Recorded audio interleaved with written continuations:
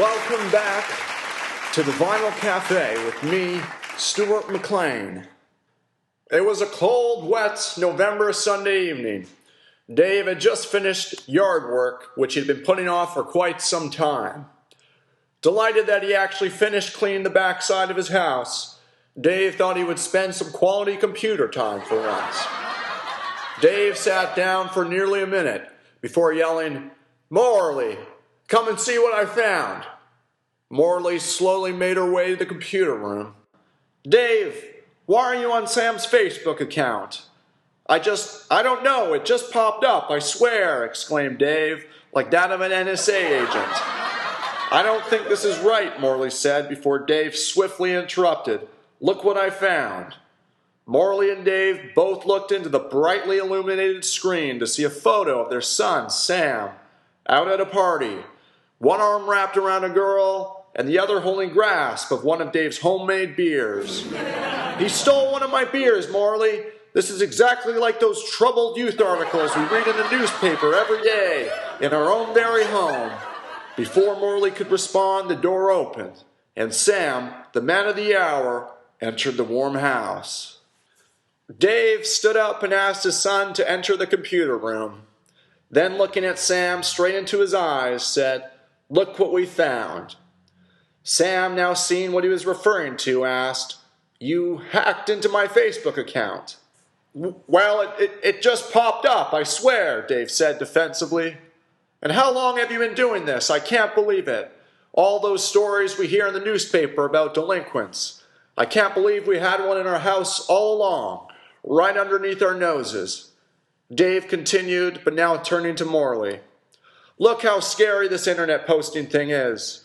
These types of actions are a threat to our society and values." Morley sighed and looked at Dave, and then looked at her young 16-year-old Sam. "Well, Sam, what do you have to say of all this?" Sam was no longer hunching like he normally did, but instead had the posture of a confident young man. "Dad, you didn't have to hack my Facebook account to see this. You could have found this on my blog with no password needed."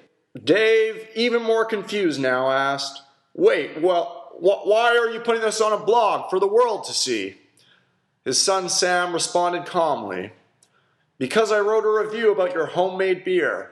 I really enjoyed it. I was just too scared to tell you I took some."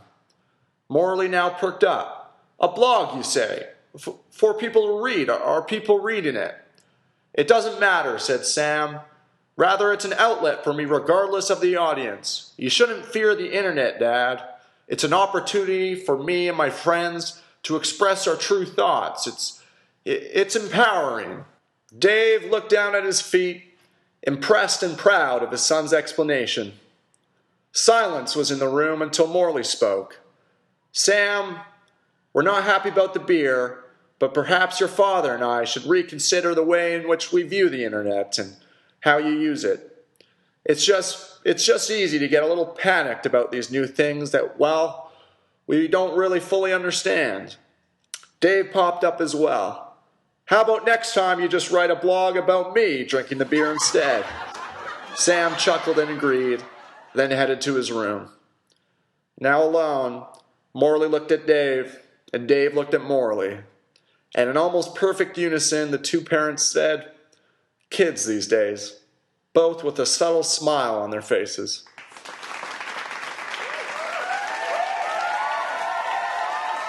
Thank you once again. I'm Stuart McLean, and so long for now.